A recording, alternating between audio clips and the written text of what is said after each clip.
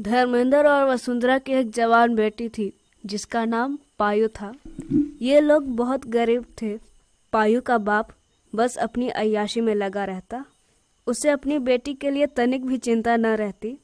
वो बस मजदूरी का काम करता और उससे जितने भी पैसे मिलते उससे दारू पी लेता। एक दिन की बात है। ए जी, देखिए ना, घर में कुछ खाने को नहीं है और आप है कि थोड़े से जो पैसे मिलते हैं आपको, उससे आप दारू पी कर आ जाते हैं। आज घर में खाने को कुछ भी नहीं है। पायु भूखे पेट सो गई। मनहूस औरत, एक बेटा मांगा था तुझसे, वो तो तू दे नहीं पाई। तू क्या चाहती है कि मैं सारे पैसे तेरी इस मनहूस बेटी पर और तुझ पर खर्च करूं? प्लीज पीना छोड़ दो। नो वे। पीना नहीं छोड़ोगे? नको एलेना, ना। मेरे लिए नहीं तो अपने लिए छोड़ दो। तेरे बाप की पी है। ऐसा कहकर वो सोने चला जाता है। अगले ही दिन जब पायु सोकर उठती है तो उसे बहुत भूख लगी होती है और उसका बाप अभी तक बिस्तर पर घोड़े बेचकर सो रहा होता है। वो अपने बाप से नफरत करती थी क्योंकि उसका बाप उसे बचपन में बहुत मारता था। बस इसी वजह से मारता था क्योंकि वो लड़का चाहता था, पर उसे ऊपर वाले ने लड़की ही नसीब किया। मेरे पेट में बहुत जोर से दर्द हो रहा है। शायद इसलिए क्योंकि मैं कल रात को खाकर नहीं सोई थी। इस मेरे नशेड़ो बाप को तो कोई चिंता ही नहीं है मेरे भविष्य के लिए। एक आइडिया आया। मैं अपनी दोस्त के घर उससे मिलने के बहाने चली जाती हूँ। इस बहाने वो मुझे अपने घर नाश्ता तो दे देगी। ऐसा सोचकर वो चली जाती है। जब वो अपनी दोस्त के घर पहुंचती है तो सब कुछ वैसा ही होता है जैसा वो सोचती है। फिर जब वो अपने घर आने लगती है तो अपनी दोस्त के घर देखती है कि एक बहुत ही प्यारा सा बाइक है। वो उस बाइक को घूर घूर कर देखने लगती है। वो अपनी दोस्त से पूछती है कि ये बाइक कितने में ली? 60,000 में। क्यों, अच्छी नहीं है क्या? अच्छी नहीं, बहुत अच्छी है। मुझे तो बहुत पसंद आई। इसे देखकर तो मैं अपने सारे गम ही भूल गई थी। क्या तुम मुझे थोड़े से देर के लिए चलाने के लिए दोगी? पर ध्यान से चलाना, ठीक है ना? गोरी उसे बाइक की चाबी दे देती है। ओए, तुम्हें पीछे बैठ, मैं तुझे बैठा कर चलाऊंगी। ना बाबा ना, कहीं तूने किसी को ठोक दिया तो? अरे कुछ नहीं होगा, तुम चुपचाप से बैठ।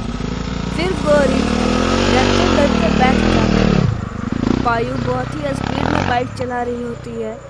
गोरी को डर लग रहा होता है। वो बोलती है कि धीमे चला, धीमे, मुझे डर लग रहा है, चल घर चल। फिर वो दोनों गोरी के घर पहुंचते हैं। पायु बोलती है कि वाह यार, मजा आ गया। वैसे एक बात कहूँ, उड़ता फिर दिल उतरना जाने ना। मतलब? तू रहने दे, तू ना समझ पाएगी। चलो मैं अपने घर चलती हूँ। पायु मौज मस्ती करके रात को ही पहुंचती है, जिससे उसकी माँ गुस्सा होती है। कहाँ गई थी और अभी आ रही है? समय का तुझे कुछ पता भी है? मैं अपनी फ्रेंड के घर गई थी। तूने बताया क्यों नहीं मुझे? माँ, कुछ बातें बताई नहीं जाती। ऐसा कहकर वो सोने चली जाती है। वो बेड पर लेटकर बस उस बाइक के बारे में सोचती रहती है। सुबह होते ही वो फिर से गोरी के घर चली जाती है और उससे बाइक मांगकर मार्केट में जाकर बीच रास्ते में हैवी स्टंट करने लगती है, जिससे सब खुश होकर पायु को बहुत पैसे देने लगते हैं। ऐसा ही कुछ दिन चलता रहता है और उसके पास बहुत सारे पैसे हो जाते हैं, जिससे वो अमीर हो जाती है। पर उसके बाप की दारू पीने की आदत अब तक नहीं गई थी। एक दिन उसका बाप चक्कर खा के गिर जाता है। पायु समझ जाती है कि ये सब दारू पीने की वजह से हुआ है। अजी, उठिए ना, क्या हो गया आपको? ऐसे चक्कर खा के गिर क्यों गए? एक झलक तो देखिए ना मुझे। उठिए ना, क्या हो गया आपको? पायु, चल हॉस्पिटल चलते हैं। फिर पायु टेम्पू वाले को फोन करके कहती है कि ड्राइवर, गाड़ी निकालो, इलाज करवाने में बहुत पैसे लग जाते हैं। फिर धर्मेंद्र अपनी बेटी से कहता है कि मुझे माफ कर दो बेटी, मैंने तुम्हें कितनी तकलीफ पहुंचाई, तुम्हें कितना भला बुरा कहा, पर तुम मेरे लिए इतना की। आज मुझे समझ आया कि मेरी बेटी किसी बेटे से कम नहीं। बेटी, मैं ये प्रण लेता हूँ कि आज के बाद मैं दारू को पीना तो दूर, उसे मैं सूंघूंगा तक नहीं। फिर सब खुशी खुशी रहने लगते हैं।